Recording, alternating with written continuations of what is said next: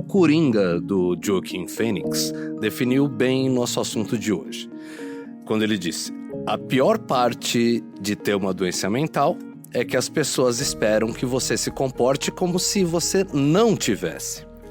Pois é, existe um tabu bem óbvio em relação às doenças mentais que não existe com as outras. Ninguém tem vergonha de dizer que foi ao ortopedista ou ao endócrino. Mas ir a um psiquiatra ou mesmo fazer terapia ainda é visto por muita gente como coisa de maluco. Mas por quê? É isso que a gente vai discutir hoje, o fenômeno da psicofobia, ou seja, o medo de tratar algum distúrbio mental e o preconceito contra quem se trata. Eu sou Bruno Garatoni, editor da Super. E eu sou o Alexandre Versinhassi, diretor de redação da Super. Bom, estamos aqui com o psiquiatra Alexandre Valverde, que agora já é mais host, né, do programa do que convidado. E estamos aqui também com um convidado de fato, o Guilherme Craveiro, que veio para dividir a experiência dele com a gente. Para começar, Ale, eu mesmo, vamos dizer, tenho algum grau de psicofobia. A minha posição como leigo total é a seguinte: se você não faz exercício, nem come direito, exagera na bebida e fica vendo seriado ruim até as 3 da madrugada, precisa primeiro fazer exercício, comer direito, maneirar no goró e parar de ver seriado ruim. E só aí, se as coisas não melhorarem, partir para um remédio, para um tratamento, alguma coisa mais assim. Como você responde para quem vem com esse tipo de argumento? E aí, Ali, beleza? Seguinte, as pessoas vêm muito com essa questão mesmo, né? Será que eu consigo fazer alguma coisa antes de começar o tratamento? Como se o tratamento fosse a coroação de uma maldição, na verdade, né? Uma coroa maldita de espinho que você coloca em cima de alguém. E geralmente as pessoas falam, não, eu prefiro tentar outras estratégias antes de tentar esse tratamento medicamentoso. A questão é que muitas vezes você chega num estado de esgotamento, vamos pensar assim, se for uma depressão que evolui, uma síndrome de burnout, alguma coisa nesse sentido, em que mesmo o expediente, vamos dizer assim, para você se mover a fazer essas coisas, ele não vai acontecer se você não tiver um empurrão, vamos dizer assim. E a medicação pode ser esse empurrão que vai permitir que a pessoa comece, então, a cuidar da própria dieta, fazer exercício, dormir melhor. Não tem uma regra do que você precisa fazer primeiro, antes ou depois. Na verdade, a gente vai sentir no momento ali no caso. Mas também esse argumento que eu estou lançando agora, ele não é tão facilmente absorvido e entendido pela pessoa. Muitas vezes as pessoas demoram muito tempo para primeiro aceitar o diagnóstico e depois para aceitar o tratamento. Eu lembro uma vez que eu estava no avião, e aí, né, aquele voo longo, aqueles de 12 horas, aí acordei, estava tomando um remédio, né, tal, na época, e tomei um remédio, né, na hora acordei, tomei um remédio ali. Aí na hora de me levantar as coisas, aí um imbecil que tava perto de mim, pegou e veio falar ali e tal, remédio pra acordar, remédio pra dormir, remédio pra cagar. Eu não dei uma porrada nele ali, tá, pra evitar ser preso no exterior, né? Porém, esse argumento, ele é muito usado, não é a primeira vez que alguém falou isso, né? Fazendo advogado pagando de advogado do meu amigo ali, não tem algum cabimento? Quer dizer, poxa, o corpo não tende às vezes a reagir mal com excesso de medicamentos e tal. Que tipo de cuidado que o profissional costuma tomar em relação a isso? É delicada essa questão, né? Porque você pensa... Ontem eu estava conversando com meu paciente meu no consultório, falando assim, bom, qual a diferença entre a recomendação de um médico e a da nossa avó, né? Que no fim das contas falava pra gente dormir bem, comer bem, prestar atenção nas coisas que a gente faz, ser cuidadoso com as pessoas e tal. É o que eu tava dizendo, né? Essa questão de um estado que a gente pode chegar quando a gente tá doente, de que mesmo com esses esforços a gente não consegue se retirar dele. E aí a gente tá falando de uma das questões psicofóbicas mais importantes, a culpabilização da pessoa que já tá adoecida e que, entre aspas, né, por essa lógica, não sai desse estado porque não quer sair desse estado. E então tem uma zombaria de que então a pessoa precisa tomar remédio para acordar, remédio para dormir, remédio para ter fome, remédio para não comer e tudo mais. Qualquer doença, no seu caso você até brincou aí, você falou da questão de tomar remédio para ir ao banheiro, né? Então não precisam ser necessariamente só as doenças psiquiátricas, mas toda doença anuncia a nossa condição mais própria, que é ser mortal, ser finito. Então, qualquer limite que nos apareça a partir de uma doença, ele revela a nossa precariedade existencial mesmo. E a primeira resposta a isso quase sempre é o rechaço e o sarcasmo e o menosprezo. Quando alguém tá tomando uma medicação para ir ao banheiro ou para dormir, no fim das contas ela tá dizendo para outra, olha, eu sou um ser humano e eu estou suscetível a ter um problema em que nem essa coisa óbvia de ir ao banheiro ou dormir acontece. E isso fica revelado ali, né, escancarado quando a gente tá adoecido. Certo, e nunca é confortável encarar a verdade da nossa finitude. Né? O outro é um espelho da nossa condição, né? Quando a gente vê uma pessoa, finalmente o comportamento dela fala pra gente, assim, né? Opa, em que sentido eu sou parecido com ele? O que essa pessoa, como esse comportamento dessa pessoa fala alguma coisa pra mim? Então, às vezes a gente não quer ouvir a mensagem, né? Eu acho que o fundo de todo o comportamento psicofóbico, porque a psicofobia ela é um comportamento, ninguém é psicofóbico essencialmente, a gente se comporta do mesmo modo como a gente se comporta como machista, como elitista, como racista, como xenófobo. Ele é fundado a partir desse temor, desse reconhecimento de que um dia essa condição possa acontecer para comigo, né? Mas, doutor, você comentou que as doenças, todas elas, e as doenças do espírito em especial, revelam a nossa precariedade, portanto, a reação instintiva é negar, é menosprezar, é lutar contra aquilo, né? O que determina que está na hora de procurar ajuda? E não simplesmente continuar lutando. Eu sei que deve variar caso a caso, mas sim, claro. Quando vira o fio? A gente comentou isso já em outros episódios de podcast, né? Tem muita questão temporal aí, né, incluída, né? Quando um sofrimento ele se estabelece e ele perdura aí por, vamos dizer, 15 dias, é um número meio mágico, mas se ele for muito intenso, mesmo com 2 dias de quadro, você já tem de procurar ajuda, né? Alguma coisa tem de ser feita, alguém tem de olhar e fazer um diagnóstico dessa situação, seja ela qual for. O que a gente vê, na maior parte das vezes, é que as pessoas não demoram nem 15 dias, nem um mês, elas demoram meses, às vezes anos. Quando eu tô falando anos, eu não tô falando também 1 ou 2 anos. Tem problemas que as pessoas demoram 20 anos para ser diagnosticada, 30 anos para ser diagnosticada. Eu tô falando aqui do TDAH, a gente já falou um podcast sobre isso, inclusive acho que o Guilherme depois pode dar o relato dele. Tô falando de TOC, por exemplo, que é um transtorno que as pessoas demoram muito a procurar ajuda porque elas incorporam e naturalizam aquilo como se o sintoma fizesse parte da personalidade dela. Isso também é um dos ingredientes da psicofobia, você naturalizar essa questão e falar, não, eu sempre fui assim, sempre você, aquela pessoa sempre foi assim, sempre vai ser. Guilherme, com você foi mais ou menos assim? Apresenta, qual foi o diagnóstico que você teve recentemente?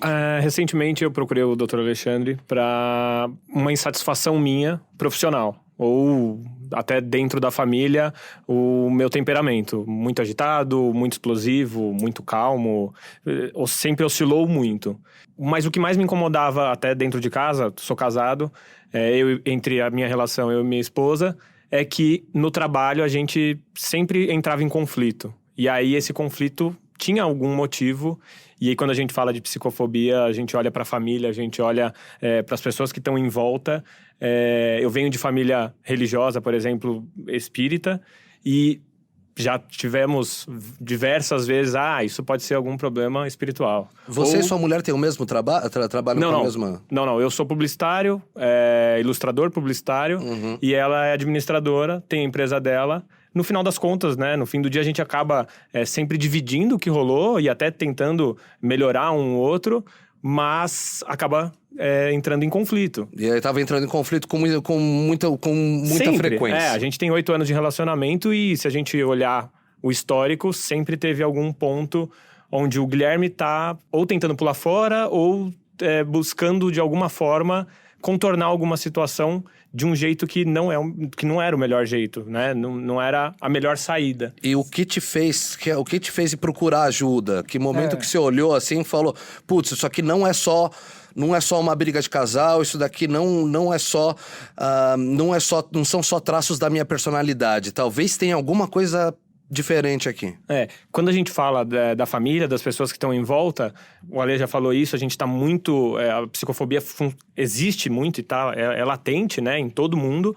Em roda de amigos, por exemplo, eu e meu irmão, que é 1 ano mais novo, éramos tidos como malucos. Então, assim, como piada mesmo. Chegou um maluco. E é um maluco do bem. A gente não causava uma turbulência muito grande naquela roda, mas... é como maluco. Na família também, a piada, ou de alguma maneira.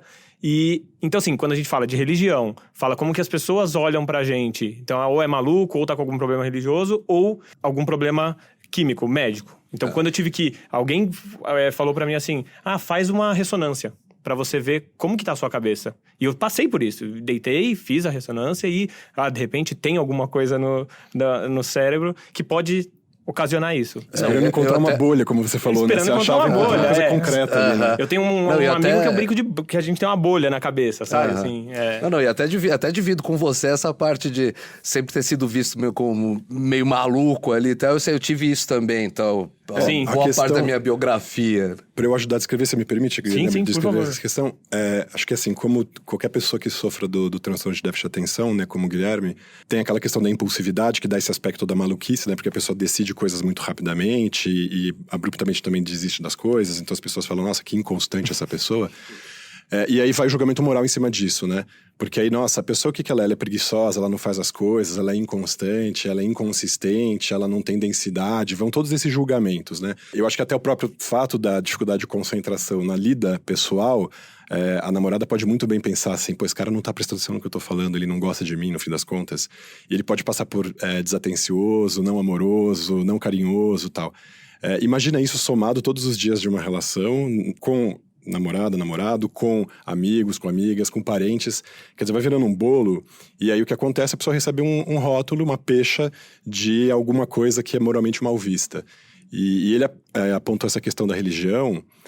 Antigamente, quer dizer, até há um pouquinho mais de um século, toda a seara ali da questão psiquiátrica era campo das religiões, né? A palavra psique significa sopro, e que foi traduzida em latim para ânima, que é a palavra que deu origem à palavra alma em português. Então, assim, a fronteira entre religião e psiquiatria, ela sempre teve dada. E hoje a gente vê ainda muita inferência das religiões na nossa vida. A gente fala, né, a gente fala de estar ligado à religião há mais de um século, né? Porque há mais de um século talvez você tivesse, né, dentro da universidade, dentro do ambiente acadêmico, gente que achasse isso. Mas na rua, né, vai lá na Baixada Fluminense ali e tal, qualquer pessoa com transtorno obsessivo compulsivo vai tratar com o pastor. Desculpa, nada contra a Baixada Fluminense, só para dar um exemplo de uma coisa que não é o Leblon, o Itaim Bibi, essas coisas aí, a bolha, a pequena Bélgica, né, tal, dentro do Brasil, mas que no Brasil de verdade ali, psiquiatras são os pastores, né, e os templos são... Tem uma questão das camadas sociais que são privilegiadas e que têm acesso ao tratamento psiquiátrico de uma maneira mais consistente, né, do que outras parcelas da população. Mas a psicofobia, ela atravessa todas as camadas sociais, sem dúvida, assim. E é interessante, eu estava comentando também, ver assim, no fim das contas, hoje, né, na contemporaneidade, a gente vive todos os tempos históricos, né? A gente vive a Idade Média, a gente vive uma modernidade extrema, a gente vive a Antiguidade na mesma cidade, São Paulo, se a gente for olhar... A gente vive, se você ir lá pra Cracolândia, é caça e coleta de lixo e caça de celular pra roubar.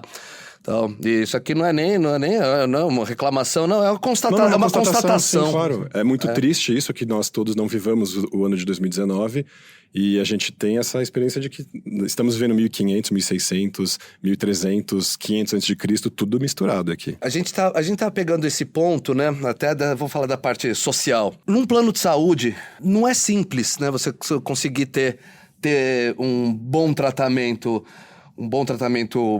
psiquiátrico, psicológico. Eu tô falando por experiência própria. Eu cheguei em alguns psicólogos, no caso, que eles só estavam lá perguntando se eu queria atestado para não ir trabalhar, né?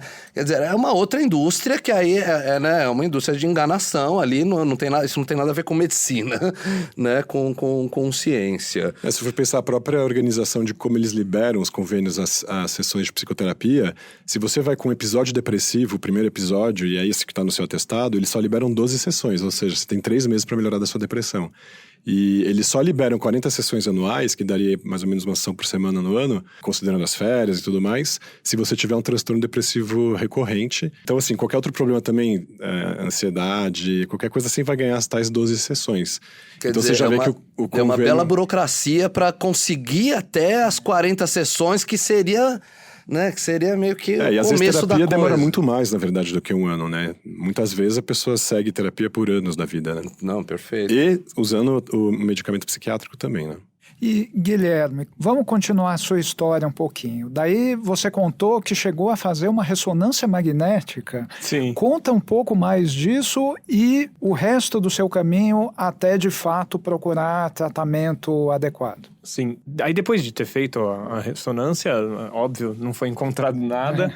E a inquietude continuou. Eu sou o maluco dos hobbies. Então eu tô o tempo inteiro fazendo alguma coisa diferente, buscando uma dor de cabeça diferente, né? Que a gente brinca. E isso me faz muito bem, me satisfaz muito. Só que muitas dessas atividades eu não consegui finalizar, por exemplo. Dá um exemplo pra nós aí. Bom, eu sou ilustrador. Eu tenho uma quantidade de ferramentas em casa absurda, assim, que eu acho que uma família normal não teria. E eu não uso as ferramentas todos os dias. Sei lá, eu tenho um aquário de água salgada em casa. Putz, dá o maior trabalho. Dá um trabalhão, mas é super prazeroso. Sabe? Tem dia que eu chego, a luz tá apagada, Você uma tristeza. Você chegou a ter de água salgada, Bruno? Ou só de água doce? Eu parei na água doce e desisti. Muito trabalho. A gente sempre teve em casa aquário, e aí a hora que eu casei, eu montei um, né? Então, desde pinta-tela, spray, dentro da ilustração, aquarela, acrílica, todo tipo de material eu tenho em casa e tô sempre praticando. E aí dentro da publicidade, dentro da arte, no geral, cerâmica, xilogravura, camiseta. Os meus amigos brincam que você tem medo do sucesso.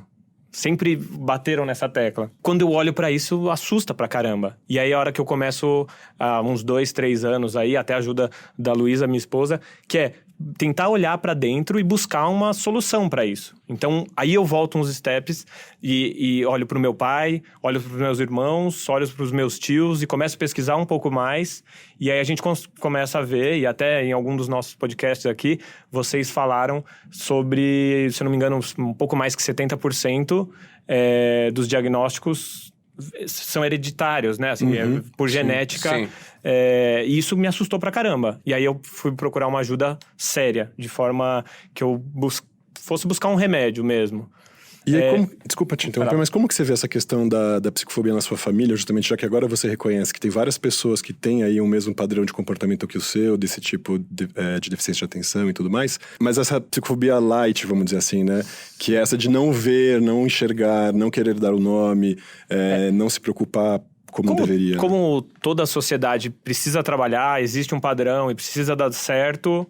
É imposto isso sem ninguém perceber. Então, assim, você obrigatoriamente precisa escolher alguma coisa com 18 anos, uma função que eu acho super cedo, e desempenhar bem aquilo. Você precisa dar certo. Então, isso eu já considero super uma maneira de você negligenciar quem está do lado, se aquela pessoa precisa de ajuda de fato para... A pessoa não está funcionando, a pessoa não está brilhando, ela está dando indícios, eu sempre dei indícios de não estou satisfeito. E essa não satisfação, sempre que alguém me confrontava, eu falava assim, olha, fica tranquilo que está muito pior para mim do que para você. Isso dentro de casa, para os meus pais, vocês comentaram que precisa tomar remédio para conseguir trabalhar? Isso não faz o menor sentido. Pra ser uma pessoa normal. E eu não consigo focar. Então... era muito sério. Quando a gente olha para os pais, para os avós, eles não sabem que eles têm isso, não sabem o nome, né? Não entendem psicofobia, mas minha avó, por exemplo, tem casos várias vezes de depressão, por exemplo, e é óbvio, quem olha sabe, um leigo entende que ela tá com aquilo, e meu avô não ajuda. É uma pessoa que, não, imagina, ela precisa dormir um pouco melhor, precisa se alimentar melhor, como a gente falou aqui no começo, ou a gente fazer uma viagem, ou a gente buscar um outro caminho, né? E isso claramente vem... Em que medida você sentiu também que essa psicofobia foi introjetada em você, assim? Como que você se comportava psicofobicamente com você mesmo, assim, nessa coisa reflexiva, assim? De você se julgar, você se avaliar, você se tolir... Você tem essa clareza, assim? Eu acho que olhando a sociedade mesmo, assim, todo mundo dá certo, por que você não consegue brilhar de alguma maneira, sabe? Assim, como que você não consegue desempenhar? Não é nem brilhar, acho que vamos desempenho mesmo, porque você começa alguma coisa e com menos de 2/3 você já para, eu acho que é um bom indício. Você detecta ali... E você se punia nesse sentido, assim? Isso vinha como um pensamento, alguma coisa... Como que era? Característica do TDAH, pensar várias coisas ao mesmo tempo. Então, por mais que eu estivesse sofrendo com aquilo, alguma outra coisa já tomasse conta daquele espaço. Então, eu sofria e rapidamente eu limpava o aquário. Sei lá, vamos dar um exemplo. O problema te salvava daquela situação. E eu, como artista, típico. eu sempre busquei alternativas do tipo, agora eu tô desenhando. Quando eu tô desenhando, eu entro em outro planeta. Então, sempre funcionou e eu acho que até eu mesmo negligenciei esse sentimento por muitos anos, né? Fácil, uns 10, assim, que eu sinto isso. Falando da psicofobia, eu tô colocando eu mesmo como alguém que tenha isso, não só da forma como eu estava comentando antes, da coisa de entender que o remédio em si ali e tal, porque o remédio em si pode ser um problema, mas também profissionalmente. Então, quer dizer, eu tenho um cargo de gestão há um bom tempo, e quando acontece alguma coisa parecida com o que você me colocou, por exemplo, alguém estourar um prazo, alguma coisa, o meu primeiro instinto é pegar e já taxar. De preguiçoso, de tudo mais, né? E tenho bem essa parte social bastante introjetada. E só tô dizendo isso para colocar o quanto que é difícil, né? O Bruno também, né? O Bruno também tem funções de gestão aqui dentro, com dezenas, né, tal, de colaboradores, e é isso, né, pega no coração ali, né, quando você fica difícil ali fica difícil de enxergar, mas de fato, né, a gente acho que vale a pena você tentar entrar melhor no caso, tentar entender como é que a pessoa funciona, até para poder encaminhar, se for o caso, até se for o caso, mesmo como leigo, encaminhar ali para algum tipo de tratamento, alguma coisa, em vez de simplesmente pegar e não trabalho mais com essa pessoa, né? Então, Claro, justamente essa questão de romper o não falar sobre a psicofobia, né? Esse silêncio que existe sobre isso, para que essa situação que você está descrevendo tenda a não se repetir mais, assim.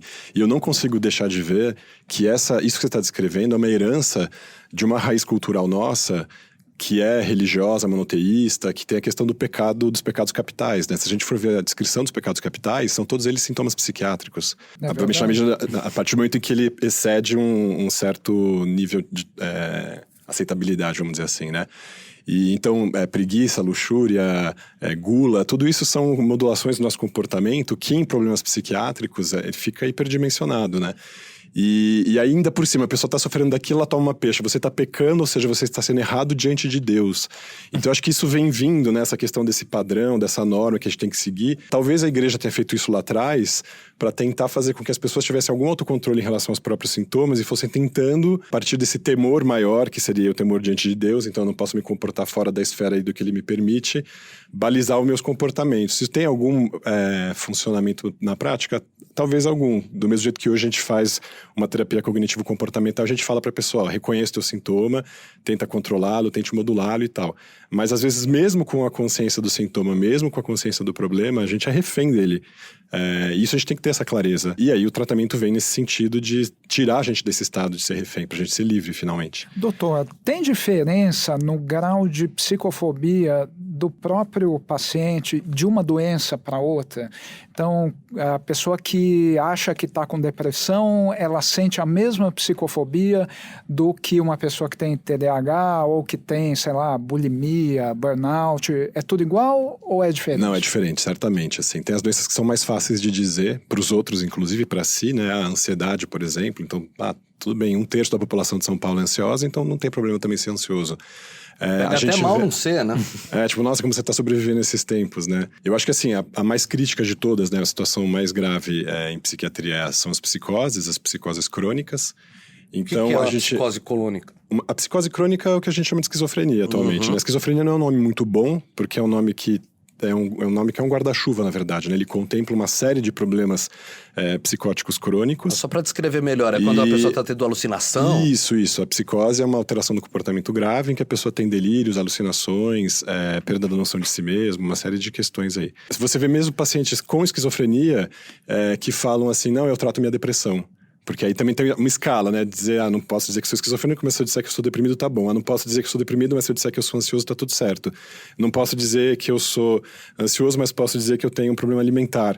Então, vai existir um escalonamento mesmo nesse sentido. É igual o Bruno mesmo definiu uma vez, achei bem preciso, de que esquizofrenia é o câncer de pâncreas, né? Dos distúrbios mentais, porque a própria palavra esquizofrenia ou psicose, ela passa o interlocutor passa a ter a ideia de que ele vai ser esfaqueado, de que tem um Norman Bates na frente dele. Exatamente, isso né? é um equívoco muito grande que faz uma amálgama aí entre a questão da psicose e da psicopatia, são coisas diferentes mesmo.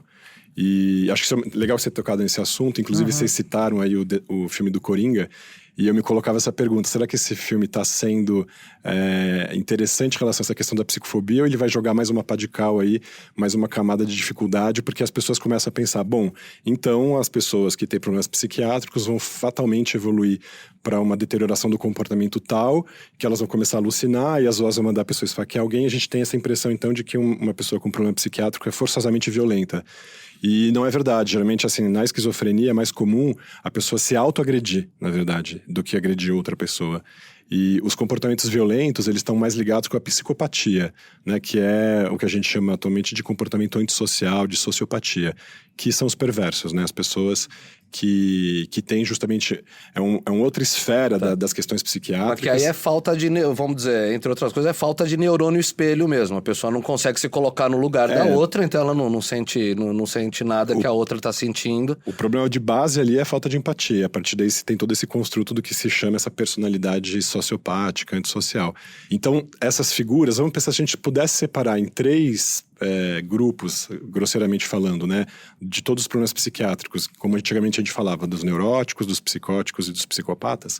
Não é muito boa essa classificação, mas a gente pensa nesses 3 níveis aí. Então, os neuróticos, aqueles menos graves, que consegue tratar com terapia, medicação mais leve e tudo mais, mas aí a gente inclui toques, depressão, ansiedade, bulimia e tudo mais.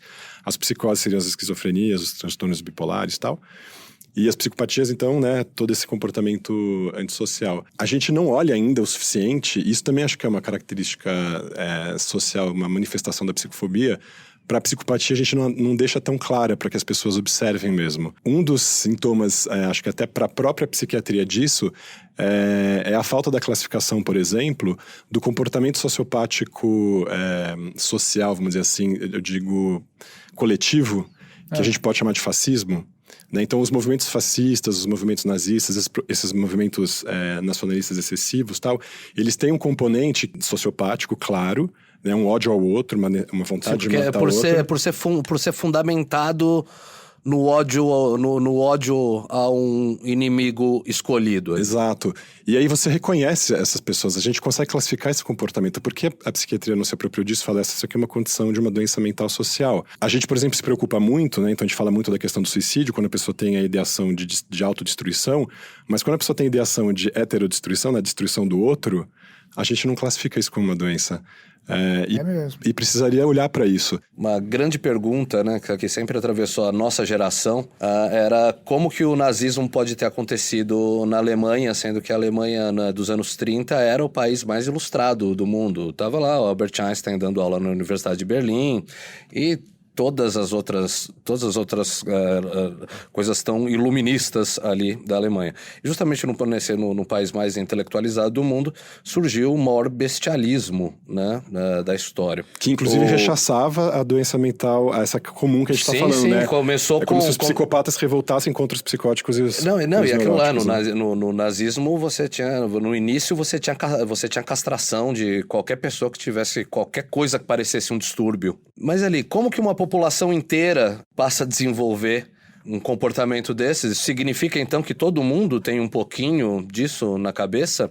E isso pode aflorar, dependendo dos estímulos? Essa pergunta foi super boa, é super difícil de responder, eu acho. Eu posso dar uma pequena contribuição como psiquiatra, mas eu acho que tem muita gente que pode colaborar com essa resposta, né? Uhum. A questão, será que existe um componente biológico, genético nesses comportamentos sociopáticos? A gente sabe que sim.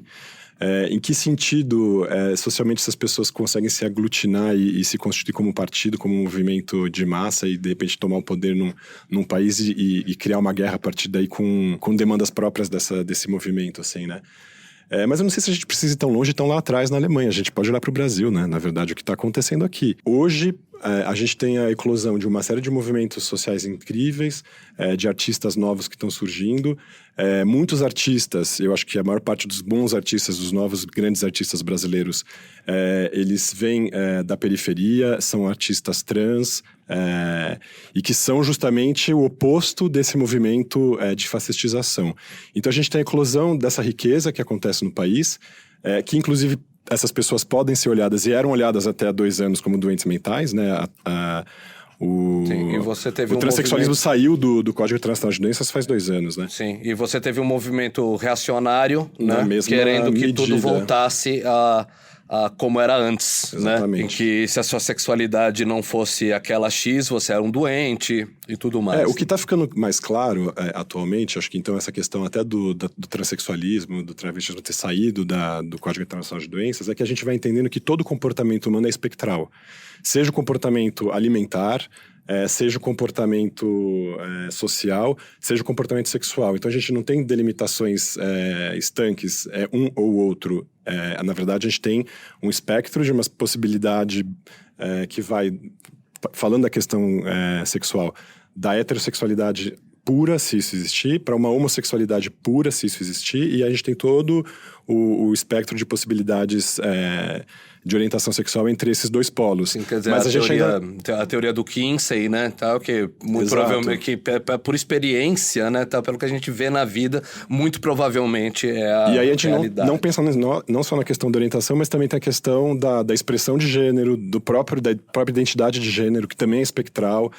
Então, para as pessoas que não estão acostumadas a entender as coisas como espectrais, fica muito difícil de tolerar o fato de que isso está emergindo e isso está ficando cada vez mais transparente. E a gente está falando de um comportamento social e tudo mais, mas a gente pode pensar também nas próprias doenças mentais. Se a gente for pensar no autismo, antes a gente falava, a criança autista, a gente imaginava uma figura ali. Hoje a gente sabe que também o autismo é uma doença espectral. Então você tem toda uma gama de possibilidades. Sim, queria até entrar nesse ponto, porque quem é da nossa geração também ainda tem, né? Ainda tem um certo ranço ali e tal, daquela época, vamos dizer, anos 80, início dos 90, em que você tinha a imagem existia a imagem do autista, né, tal, como uma pessoa completamente disfuncional. Tipo o Rayman. Exatamente. Existe essa pessoa, mas... Né, e aí, quer dizer, o que aconteceu? Não, existe, não estamos dizendo que não existe, é todo um espectro. É todo um né? espectro. Então, você pode estar na parte disfuncional e você pode estar na parte plenamente funcional e tem toda uma parte do meio ali. Mas a gente fala disso para TDAH, para depressão, para psicoses crônicas. Claro. Não existe uma esquizofrenia, existem muitas esquizofrenias, muitas depressões, muitos TDAHs. Sim, mas é que realmente o autismo é um exemplo interessante porque até hoje, né, tal, quando alguém tem um diagnóstico de autismo na família, a pessoa fica mal, né, tal. Diferente de você ter um diagnóstico de transtorno de déficit de atenção ou de ansiedade, ou de depressão, que é mais parte do jogo.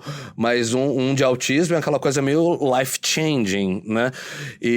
Mas é isso, né? Até o caso da Greta ali, eu acho que ele foi muito interessante, que ele jogou na cara da sociedade que uma pessoa autista, ela pode até, inclusive, falar sobre outros assuntos que não o autismo, ela pode se destacar como oradora, que foi o que aconteceu com a Greta, não como uma oradora falando sobre doenças mentais, ela estava falando sobre outra coisa e foi ouvida, teve os 2 lados, teve quem reclamou também, mas é até bom ter tido os 2 lados, porque aí mostrou que estava sendo como uma pessoa normal, e pessoas normais, acontece isso, você fala, metade gosta, metade não gosta, e quer dizer, é até positivo nesse lado. Mas né, mesmo a norma é espectral, né? Se a gente for pensar a curva de Gauss, né? Aquela curva que se assemelha a um sino, a normalidade ela não é um ponto, ela não é o meio do sino, ela não é uma mediana tal. A normalidade significa olhar para um grupo de pessoas e ver como aquelas pessoas se distribuem em relação a algum comportamento. Não isso, existe, né? Você não tem um ponto focal. Você não tem um triângulo ali em que tem um ponto focal falando aqui é normal. Ou né? se a gente tiver esse ponto, não tem ninguém nesse ponto, na verdade. Esse lugar é vazio e a gente se distribui em volta desse ponto. Em volta do sino. Agora, eu queria trazer uma questão, você falou do autismo, que acho que é interessante, até como a psicofobia, ela não está só nas relações comezinhas, cotidianas, tal, do trabalho, nas relações conjugais, afetivas, tal. Ela pode se institucionalizar e se transformar numa narrativa, num discurso vamos colocar aqui entre aspas, científico. Tinha toda uma teoria até há pouco tempo, mas que muita gente ainda faz uso dessa teoria de que o autismo é causado por uma frieza da mãe, a questão da teoria da mãe geladeira, a mãe que não tem afeto, a mãe que não sabe amar o filho, que não sabe olhar o filho no momento em que ele nasce e tudo mais. Só que isso virou um discurso que durou 80 anos. E eu acho que ainda tem muita gente que acredita nisso e que faz disso uma bandeira. E aí você imagina a carga de culpa da coitada da mãe ali. E ela que vai desenvolver um transtorno ali e tal. E essa ela não é só uma psicofobia, é um machismo, porque por que a mãe que é responsável pelo autismo do filho e não o pai? E aí vai se acrescentando coisa. Mas assim, se a gente for ver também, a gente evocou aqui no começo, né, essa questão de todas essas dificuldades aí, sociais, que a gente tem esses problemas críticos, e que são muito falados mesmo, e têm de ser falados, e têm de ser apontados. Então o machismo, o elitismo, o classismo, o racismo, a xenofobia, tudo isso, as intolerâncias religiosas também, andam de mão dada com a psicofobia.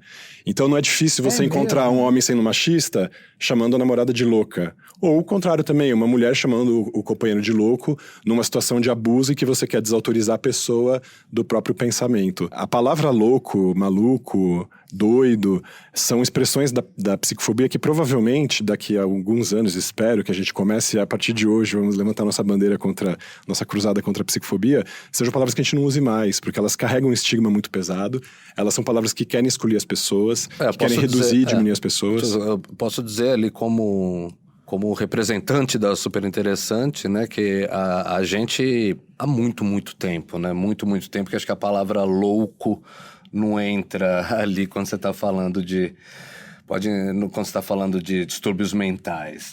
Nessa parte ali, no papel ali que a gente tem nisso, tem esse cuidado. Não é preciso, né? É um xingamento.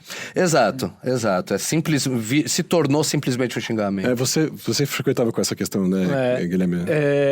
Eu e o meu irmão do meio, assim, somos muito parecidos. E, como eu já disse aqui anteriormente, parte de alguns grupos tem a gente como louco. Então, assim, eles são malucos. Eles te infantilizavam, você percebia isso? Ou eles tendem a te infantilizar? Porque uma das tendências é essa, você tratar a pessoa que tem um sofrimento ou como retardada, como uma pessoa incapaz cognitivamente. Inclusive, a palavra retardada, ela também foi decalcada para o mundo da psicofobia, a gente usa nesse sentido. Uhum. Ou tratado como criança, então você não é capaz de entender as coisas, vou te deixar café com leite. Quando a gente pega o perfil meu e do meu irmão, assim, somos completamente diferentes, então ele reagia de forma muito explosiva e chamando mais a atenção. Então, tá bom, eu estou num lugar de destaque na época da escola, por exemplo. Para ele, aquilo era a parte legal da infância dele. E no meu caso, eu sou muito tímido. Era muito tímido. Então, para não cometer nenhum erro, eu dava um passo para trás.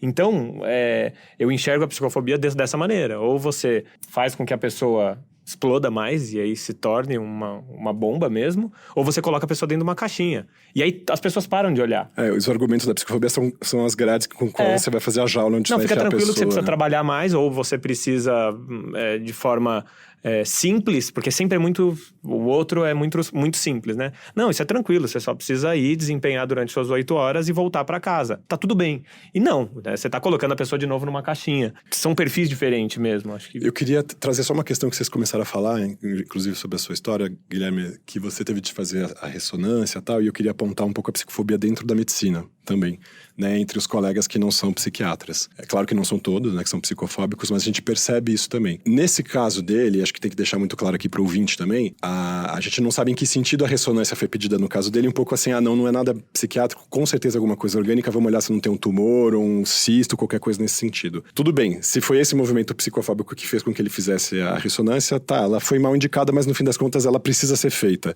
Por quê? A gente precisa sempre descartar possibilidades de doenças orgânicas antes de fechar um diagnóstico psiquiátrico. Claro. Perdão. É natural mesmo que o médico peça esses exames e tá tudo certo, não há problema nisso. Mas a gente vê a psicofobia, ela pode não ser só aquela psicofobia direta em que você ironiza o outro, menospreza o outro, humilha o outro, mas ela pode ser uma psicofobia por negligência também. No sentido de uma pessoa, por exemplo, teve uma paciente minha que começou a apresentar sintomas de ansiedade, taquicardia, sudorese e tudo mais, hipertensão, e ia procurando pronto-socorro. Ela passou 2 anos peregrinando em todos os pronto-socorros ali da região da Paulista e tudo mais, Até o momento que um colega falou, olha, a senhora precisa procurar ajuda de um psiquiatra, a senhora tem ansiedade. Ela ficou ofendida com o médico. A psicofobia dela fez ela ficar ofendida, mas depois de um tempo ela refletiu e pensou, não, tudo bem, vou procurar ajuda. Ela veio, começou o tratamento, não deu um mês, a pessoa estava transformada, ela era outra pessoa mais tranquila, mais leve. Ela se deu conta então do problema dela e ela falou, primeiro, o dinheiro que ela gastou esses 2 anos, os médicos que não percebiam que ela tinha um problema e que sempre que falavam, bom, a sua pressão tá normal, você não está infartando, teus exames estão normais, vai pra casa, você tá bem, você não tem nada, é tudo coisa da sua cabeça. Esse comentário, ele tem razão, é coisa da cabeça, só que a cabeça não é um vazio, a cabeça é um cérebro hipercomplexo, a estrutura mais complexa do universo, eu imagino, é o cérebro humano, vamos digo, do planeta Terra, pelo menos que a gente conheça, vai. Então você tem você vê como a psicofobia ela vai agindo em vários âmbitos, e no fim das contas, qual que é o resultado disso? O resultado é o prolongamento do sofrimento. E o prolongamento do sofrimento, ele não é só para a pessoa que está ali adoecida e que então vai ficar com baixa autoestima porque não consegue completar as coisas que quer, não consegue realizar os sonhos, não consegue se organizar para fazer as coisas. Mas ela também acaba, por conta do seu comportamento, agindo nas pessoas que estão mais próximas dela, no mundo do trabalho, dos afetos e tal. Aí vocês imaginam a reação em cadeia que isso vai gerando, e se aquela outra pessoa, aquele outro interlocutor, também tem um problema de ansiedade, e aquele outro também tem um toque, e aquele outro tem uma depressão. Imagina isso como ondas assim, de pedras caindo num lago, a turbulência que isso não gera. Numa situação ideal, no futuro, talvez, quando a gente não for mais psicofóbico, a gente puder olhar para as pessoas com um olhar clínico e falar, poxa, cara, você está cuidando aí da sua depressão, você está cuidando da sua ansiedade, eu fico imaginando como as relações vão ser mais limpas, mais claras, com menos desses ruídos.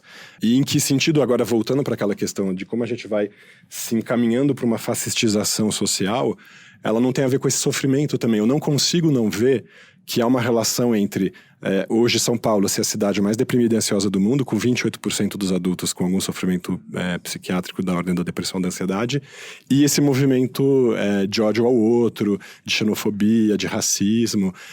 Eu não estou querendo dizer que todo paciente psiquiátrico, pelo contrário, né, tem alguma tendência a um desses comportamentos, não é isso, mas estou querendo dizer da tensão que se gera, porque a gente imagina 1/3 da população em sofrimento com todo esse ruído nas relações interpessoais dela. As relações elas vão ficando tensas. A psicofobia vai acrescentando o quê? O menosprezo do outro, o ódio ao outro. Você fala, putz, aquele cara olha como ele é folgado, olha como ele é deprimido, olha como ele não faz nada. Olha, esse cara é cracudo, esse cara é drogado. Então, isso vai gerando uma necessidade de você querer se excluir dessas outras pessoas e dizer, então, ele é um outro que é diferente de mim e eu preciso destruí-lo porque ele tá corrompido e pervertido, né? Sim, é muito fácil você eleger a pessoa que está passando por um transtorno psiquiátrico como um dos inimigos, né? Claro. De uma sociedade. Mas, provavelmente, essa pessoa que também tem essa tendência da xenofobia, do racismo, do ódio ao outro, vamos dizer assim, ela também está no sofrimento dela, que ela não nomeia, muito provavelmente por psicofobia também. Então, o que a gente faz com isso, né? O ideal seria que todos nós acordássemos um dia e nos perguntássemos, né? Será que eu tenho alguma coisa que mereceria ser olhada? Ou a pessoa que está próxima de mim, assim, será que eu posso olhar para o meu irmão, para minha mãe, para o meu filho e ser menos moralista e moralizante com ele, tentar olhar de um modo um pouco mais clínico e tentar entender como uma constatação aquilo que se passa com aquela pessoa sem julgar a pessoa e pedir então para que ela busque ajuda com alguém que possa fazer essa análise sem julgamento? Julgamento moral, quero dizer. Olha que interessante, uma pesquisa do Datafolha feita mês passado perguntou para as pessoas o que elas mais queriam do plano de saúde delas. Primeira resposta foi: quero clareza de quanto eu vou pagar, qual é a carência, questões financeiras. O segundo colocado no ranking foi psicólogo, psiquiatra, atendimento de saúde mental. Queria perguntar 2 coisas. Primeiro, para o Guilherme, se a sua história envolveu o plano de saúde, se o plano de saúde ofereceu um atendimento adequado. E para o Dr. Valverde, se rola isso, se as pessoas querem tanto atendimento de saúde mental, como é que, ao mesmo tempo, também existe psicofobia? Dá para dizer que a psicofobia está diminuindo? No meu caso em específico, e aí eu coloco meu irmão junto, de fato não se preocupou com isso e nunca olhamos para isso. E eu também não consigo culpar os meus pais, mesmo porque eu acho que seria injusto hoje. Quando a gente fala de negligência, eu não consigo ver uma negligência, se eu posso chamar de forma ruim. Eu, como se a gente olhar para trás, o meu avô, o meu pai, e aí chega na gente, eles também são completamente turbulentos. O meu pai menos, nós dois bem menos, mas nós funcionamos. Então, eu acredito que a minha mãe, ao olhar isso, fala assim, a gente conversou isso ontem, né, Lê? Eles funcionam, e tá tudo bem, e vão bem na escola, e são formados, sempre funcionou. Então, assim, a gente não procurou nenhuma ajuda médica, e eu encaro a negligência dessa forma, assim, e eles funcionavam. E aí cada um buscou o seu autoconhecimento. Então, meu irmão tá na 3ª faculdade, tá terminando agora, de fato, porque se encontrou, e ele tem um nível de ansiedade um pouco menor que o meu. Eu autoconhecimento o tempo inteiro, então eu tô buscando o tempo inteiro esse me conhecer, então também sempre funcionou. Mas acho que a gente nunca buscou nada da medicina. Eu busquei hoje, né? Tem pouco tempo isso. E que, de fato, melhorou pra caramba. Tem me ajudado, tem um mês aí que tem me ajudado, assim, absurdamente. É isso que eu ia comentar exatamente, a experiência que você teve depois, então, que você... Porque as pessoas tendem a pensar que, nossa, vou receber um diagnóstico, vou ficar como coitado, me martirizando, e você teve uma experiência oposta, na verdade, né? Eu contei para as pessoas de forma alegre, eu tenho o TDAH, e as pessoas, mas todo mundo já sabia disso. Não, tá bom, vocês já sabiam, mas agora eu tenho um nome para isso, estou tomando um remédio para isso e tenho produzido mais, sabe? Então, não importa o que vocês acham, eu estou melhor, sabe? Eu sou o melhor. E é do caralho. E, inclusive, de colocar tudo isso num guarda-chuva, né? Essa questão toda de todos esses teus comportamentos que você ia vendo de maneira isolada, como eles estão concatenados, eles fazem parte de um mesmo problema, vamos dizer assim, que a gente nomeia desse jeito, um transtorno de déficit de atenção. Mas você mesmo falou ontem, assim, né? Putz, tô muito mais tranquilo de saber que isso tem nome. Né? Porque você consegue colocar isso numa prateleira e olhar todos os seus produtos, tudo que você tem ali, e aí você sabe, de fato, como lidar com aquilo agora, né? Fica mais fácil. Eu acho que... mais prazeroso. Porque eu acho que antigamente era difícil, eu tava perdido dentro dos meus próprios pensamentos, assim, e um transtorno mesmo.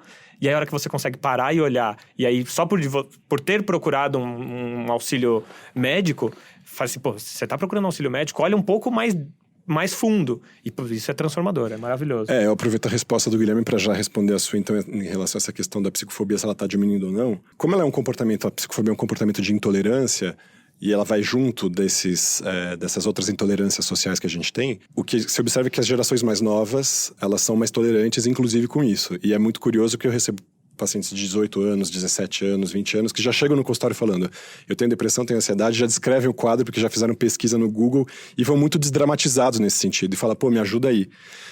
As gerações anteriores a gente tem bem mais dificuldade, assim. Então eu vejo a geração das pessoas de 35 para cima, que não receberam diagnóstico, por exemplo, de TDAH, já tem muita dificuldade com isso, não aceitam quando estão deprimidos, não toleram o fato de ter que tomar alguma medicação. E os mais velhos, aí já tem a questão da moral, da religião, que é muito mais impregnado e tal. Mas também, por um outro lado, você vê pessoas que, à medida que vão envelhecendo, vão ficando mais tolerantes com o mundo e, inclusive, com isso, né? Eu tô me lembrando aqui de uma fala da minha avó. Uma vez eu comentei que eu estava lendo o Inferno de Dante, né, da Divina Comédia, e aí eu comentei, avó, ele tá descrevendo os 9 círculos do inferno e tal. Ela me olhou assim, eu achando que ela ia dar aquela resposta de carola, de igreja, ela falou assim, Alexandre, o inferno é um estado de espírito. Tipo, você tá achando que são círculos no inferno? Eu falei, não, vó, claro que não. Então você vê que ela já tinha essa delicadeza, assim, né? Imagino que as pessoas vão adquirindo isso com o tempo. E acho que a mensagem que fica é essa, é tentar entender em que sentido isso a gente é intolerante e por que isso é intolerável para cada um de nós, em que sentido a doença do outro fala conosco.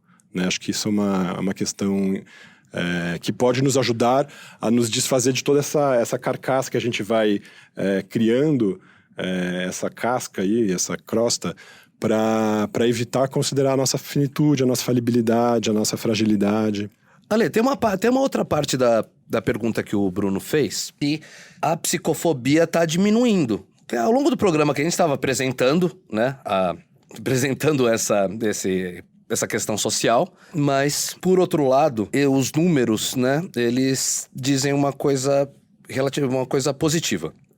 Segundo a Agência Nacional de Saúde, em 2012, teve 8 milhões de consultas com um psicólogo. Em 2018, 17,5 milhões. Um aumento de mais de 200% num pedaço de década. Números que nem esses, eles não indicam que a psicofobia está diminuindo? Sim, certamente.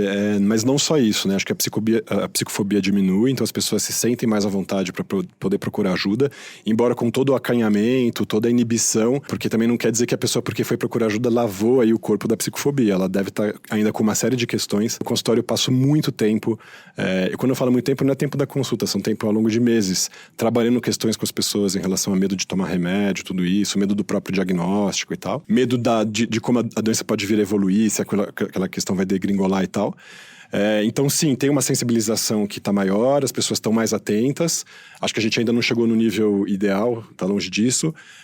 Mas também tem um aumento da incidência dos problemas psiquiátricos mesmo, principalmente de ansiedade e depressão, acho que por conta das contingências sociais, econômicas que a gente vive no país, né? E não só no país, acho que no mundo, né? Essa questão, a velocidade com que a gente vive hoje, a hiperconectividade, tudo isso foi sendo ingredientes que foram precipitando problemas que talvez não aparecessem se a gente não estivesse vendo essa era. Mas, bom, não tem o que fazer, a marcha inexorável do tempo, a gente está nela, tem que se adaptar.